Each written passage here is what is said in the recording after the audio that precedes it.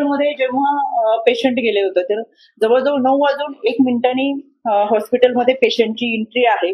याच्यामध्ये पेशंटला 28 तारखेला खरं तर 2 तारखेला बोलवलं होतं, पण हेवी ब्लिडिंग होतंय म्हणून 28 तारखेला पेशंट हा हॉस्पिटलमध्ये गेल्यानंतर डॉक्टरांशी संपर्क झाला.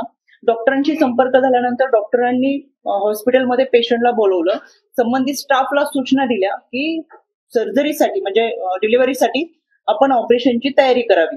त्या पद्धतीने स्टाफने ऑपरेशनची सुद्धा तयारी केली आणि पेशंटला ऑपरेशन थिएटरमध्ये घेऊन जाण्या अगोदर 10 लाखाची मागणी केली. त्या 10 लाखाची मागणी करत असताना पेशंटच्या नातेवाईकांनी आणि हीच गोष्ट पेशंट समोरच घडत होती. पेशंटच्या नातेवाईक आणि पतीने सांगितलं की आमच्याकडे आता 3 लाख रुपये आहेत, 3 लाख रुपये तुम्ही घ्या, इतर पैशाची व्यवस्था ही आम्ही 2 ते 4 तासामध्ये किंवा उद्यापर्यंत करू.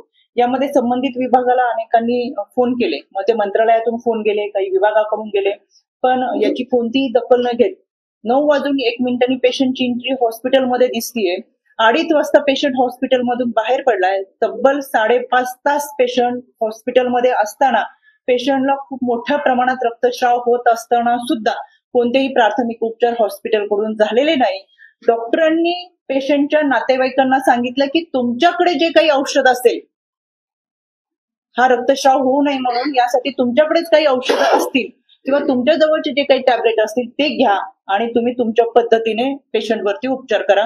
यामध्ये 5.5 तासामध्ये हॉस्पिटलने कुठेही पेशंटवर उपचार केले नाहीत, सहकार्य केले नाही.